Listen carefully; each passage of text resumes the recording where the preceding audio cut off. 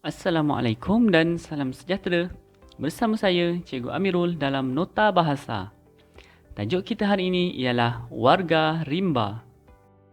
Fokus kita pada hari ini ialah membaca dan mencatat maklumat berdasarkan bahan yang dibaca. Anda rujuk buku teks muka surat 80. Baik, petikan menerangkan tentang perbualan di antara haiwan-haiwan di dalam rimba ataupun hutan. Baik, mari kita baca dan kenal pasti apakah situasi yang ada dalam cerita ini. Warga Rimba. Semua warga rimba berkumpul di hadapan sang singa. Mereka tertanya-tanya akan sebab sang singa memanggil warga rimba. Selamat pagi semua.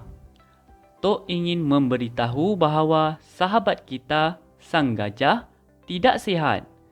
Kita mesti membantunya mencari makanan, kata sang singa.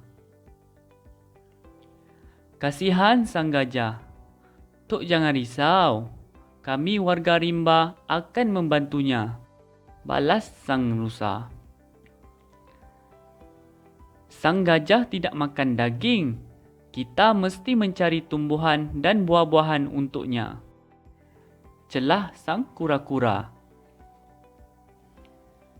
Gigi saya kuat. Saya akan memotong tebu untuk sang gajah, kata sang tupai sambil menunjukkan giginya.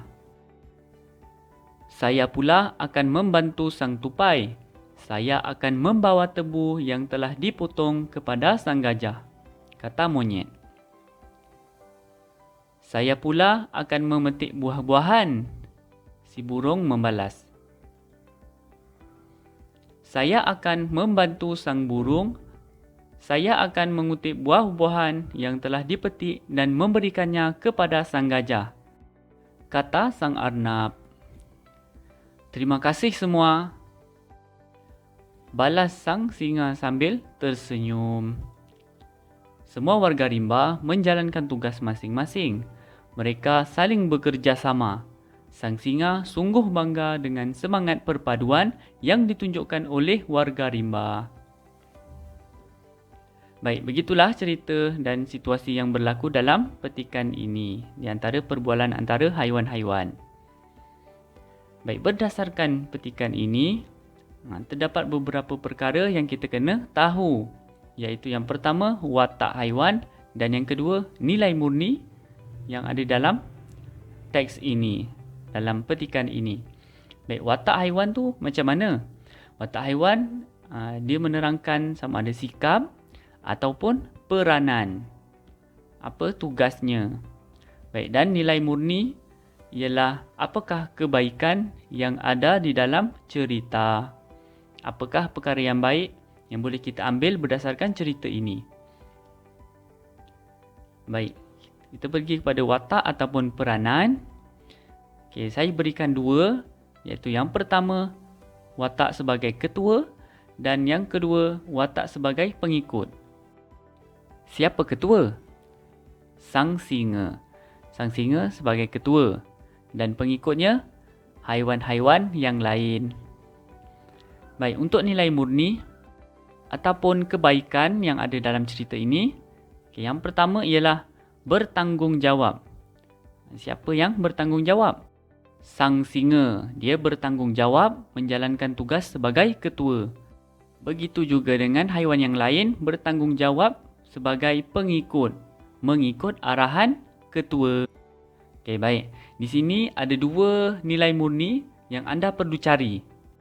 Jadi, anda boleh cari dalam cerita dan lihat watak-watak haiwan yang ada di dalam cerita ini. Baik. Baik, selepas anda mencari ataupun mendapatkan dua lagi nilai murni, anda perlu binakan ayat menggunakan nilai murni yang anda tuliskan, dan ayat yang anda tulis mestilah berkaitan dengan keadaan ataupun situasi di dalam cerita warga rimba. Baik, saya beri contoh untuk perkataan bertanggungjawab.